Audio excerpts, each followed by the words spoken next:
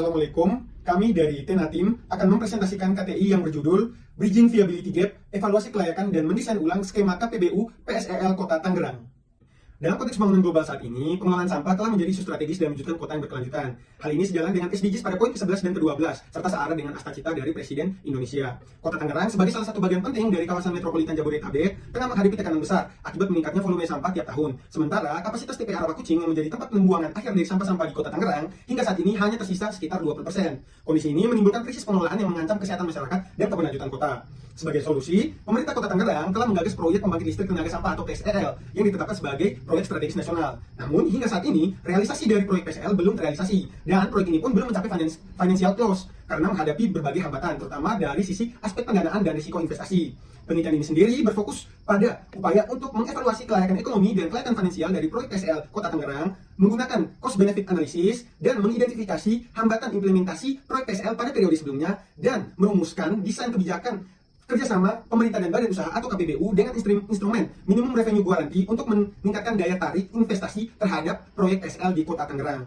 Teori utama yang digunakan adalah tiga pilar pembangunan berkelanjutan yang terdiri dari tiga dimensi utama yakni ekonomi, sosial, dan lingkungan. Yang mana hendaknya pembangunan mampu memenuhi kebutuhan generasi saat ini tanpa mengurangi kemampuan generasi mendatang dalam memenuhi kebutuhannya sendiri. Selanjutnya ada juga yang disebut dengan KPBU adalah kerjasama antara pemerintah dengan badan usaha dalam penyediaan infrastruktur untuk kepentingan umum yang seluruh atau sebagiannya menggunakan sumber daya badan usaha dengan mempertimbangkan prinsip pembagian risiko di antara kedua belah pihak. Teori New Institutional Economy merupakan kritik terhadap ekonomi neoklasik. Ekonomi neoklasik dibangun di atas asumsi dunia tanpa friksi dan tidak ada biaya transaksi, dengan asumsi pelaku ekonomi di dalam pasar memiliki informasi yang sempurna. Sebaliknya, teori New Institutional Economy mengasumsikan bahwa adanya asimetri informasi di dalam pasar dapat menyebabkan adanya biaya transaksi yang mengurangi efisiensi ekonomi. Fungsi dari NIE adalah untuk mengurangi biaya transaksi ini. Dalam konteks ini, KPBU dipandang sebagai salah satu bentuk inovasi kelembagaan yang bertujuan untuk mengurangi biaya transaksi dalam serangkaian transaksi yang kompleks. MRG atau Minimum Revenue Guarantee merupakan instrumen mitigasi risiko dalam KPBU yang diberikan oleh pemerintah dalam bentuk jaminan pendapatan minimum dari pemerintah kepada swasta. Dalam konteks ini, MRG mengurangi risiko dalam skema KPBU dengan mentransfer sebagian risiko pendapatan dan juga risiko permintaan dari swasta kepada pemerintah. Berdasarkan karakteristik proyek, MRG biasanya digunakan untuk proyek-proyek KPBU dengan karakteristik layak secara ekonomi namun tidak layak secara finansial. Metode yang digunakan pada penelitian ini yakni metode kuantitatif dan kualitatif. Kuantitatif dengan cost and benefit analysis untuk membandingkan seluruh manfaat dan biaya yang ditimbulkan dari pelaksanaan suatu proyek, baik yang bersifat langsung maupun tidak langsung, sehingga kelayakan ekonomi dan finansial proyek PSEL dapat dianalisis. Kemudian untuk mendukung dan memperkuat hasil temuan kuantitatif tadi, penelitian ini menerapkan pendekatan kualitatif melalui analisis tematik berbasis studi literatur. Perhitungan cost and benefit analysis pada proyek PSEL Kota Tangerang dilakukan dengan menggunakan asumsi arus kas selama 25 tahun, sesuai dengan masa konsesi yang dihitung berdasarkan total biaya dan manfaat yang telah disesuaikan dengan tingkat inflasi 5 tahun terakhir, yakni 2,8%. Untuk memperoleh nilai present value, penelitian ini menggunakan discount rate sebesar 10%, yang mana perhitungan lebih lanjut menunjukkan bahwa nilai NPV bernilai positif, yang berarti proyek ini layak dijalankan karena manfaat yang dihasilkan melebihi biaya yang dikeluarkan. Dari nilai RR sebesar 14,45%, yang lebih besar daripada discount rate itu menunjukkan bahwa tingkat pengembalian internal proyek berada di atas tingkat pengembalian minimum yang disyaratkan. Nah, selain itu berdasarkan payback period dapat disimpulkan dalam jangka waktu 4 tahun, investasi awal dapat kembali.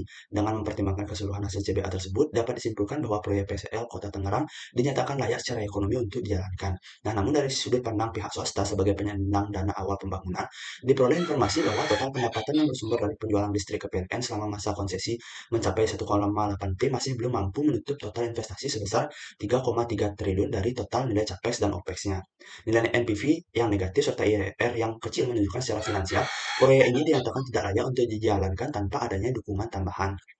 Biaya dan manfaat yang dapat diukur melalui CBA telah menunjukkan hasil bahwa proyek ini layak secara ekonomi. Tidak sampai di situ, ada manfaat lain yang tidak bisa diukur yang dapat dilihat dari tiga pilar pembangunan berkelanjutan. Secara ekonomi, proyek ini mampu menghasilkan manfaat dari penjualan listrik ke PLN, penurunan biaya pengolahan sampah, penghindaran perluasan lahan, sampah yang dapat diubah menjadi lebih ekonomis dan dapat dijual kembali, serta multiplier effect lain yang ditimbulkan meliputi peningkatan daya beli masyarakat melalui penyerapan tenaga kerja, pertumbuhan sektor pendukung, serta bertambahnya penerimaan pajak dan retribusi daerah yang pada akhirnya dapat dialokasikan kembali kembali untuk pembangunan infrastruktur publik. Secara sosial, proyek ini memberikan dampak yang signifikan terhadap kualitas hidup masyarakat karena sampah yang menyebabkan pencemaran tanah, air, dan udara mampu diatasi sehingga resiko penyakit itu dapat ditekan. Penyerapan tenaga kerja juga mengurangi pengangguran dan meningkatkan pendapatan serta kesejahteraan rumah tangga. Secara lingkungan, proyek ini mampu menekan volume sampah yang menimbulkan risiko terbentuknya air lindi dan emisi gas metana yang biasanya dihasilkan dari penumpukan sampah. Lebih jauh lagi, proyek PCL mampu sebagai sumber energi yang terbarukan, sehingga sumber daya untuk generasi mendatang itu masih bisa dinikmati. Selanjutnya saya akan menjelaskan bagaimana KPBU mengurangi biaya transaksi berdasarkan teori New Institutional Economy. Berdasarkan NIE, adanya asimetri informasi di dalam pasar menimbulkan transaction cost yang dapat mengurangi efisiensi ekonomi secara keseluruhan. Proyek PSEL yang memiliki kebutuhan modal yang tinggi juga durasi yang panjang akan sangat rentan dengan adanya biaya transaksi yang tinggi, sehingga KPBU hadir sebagai solusi untuk mengurangi biaya transaksi tersebut melalui 3 mekanisme utama. Pertama, KPBU menggunakan kontrak aktif dalam jangka panjang yang dilengkapi dengan serangkaian mekanisme yang dapat memitigasi adanya negosiasi ulang yang mahal. Kedua, dengan menyatukan satu siklus hidup proyek dengan satu mitra swasta, maka ini akan mengurangi biaya pengawasan oleh pemerintah di setiap tahap pembangunan, dan juga akan mendorong swasta untuk melakukan efisiensi operasi karena mereka juga menanggung biaya operasional. Dan yang ketiga, melalui KPBU akan tercipta pasar yang kompetitif sehingga pemerintah akan terpadu dengan menemukan mitra swasta yang kompeten yang menciptakan efisiensi operasi. Selanjutnya, kami akan menjelaskan terkait hambatan implementasi KPBU PSL di Kota Tangerang. Yang pertama adalah lemahnya kapasitas dan komitmen mitra swasta, di mana PT Oligo Infra Suwarna Nusantara dinilai masih minim pengalaman dan menghadapi kendala internal, di mana terdapat dualisme kepemilikan. Hal ini mengakibatkan belum terrealisasinya proyek PSL di Kota Tangerang mulai dari tahun 2022. Hambatan yang kedua adalah keterlambatan dokumen AMDAL dan perizinan. Hambatan yang ketiga adalah keterbatasan sumber daya dan risiko keuangan daerah, di mana APBD dapat digunakan untuk pembayaran typing fee, sedangkan realisasi dan pendapatan dari proyek PSL ini belum terrealisasi. Kemudian yang keempat, ada skema pembiayaan yang kurang menarik bagi investor. Dan yang kelima, ada ketidakpastian arus pendapatan dan risiko permintaan pada skema KPBU BOT, di mana pendapatan investor sepenuhnya bergantung pada penjualan listrik dan tapping fee dari pemerintah daerah. Hal ini menjadi ketakutan tersendiri bagi investor untuk terjun ke dalam proyek PSL di Kota Tangerang. Tingginya barrier to entry bagi swasta untuk masuk ke dalam proyek berisiko tinggi seperti PSEL yang disebabkan oleh ketidakpastian pendapatan menyebabkan proyek ini mengalami kesenjangan pendanaan atau viability gap, sehingga dibutuhkan suatu terobosan untuk mengatasi masalah ini, salah satunya melalui MRG. Minimum revenue guarantee memberikan jaminan minimum pendapatan kepada pemerintah berupa arus kas yang dibutuhkan untuk berkomitmen dalam proyek jangka panjang seperti PSEL. Namun, pemilihan model KPBU MRG yang tepat juga menjadi hal yang krusial dalam menentukan keberhasilan mekanisme MRG. Terdapat dua model dasar MRG. Model pertama yaitu put option only. Dalam model ini pemerintah hanya berpartisipasi menanggung kerugian tanpa adanya partisipasi pendapatan.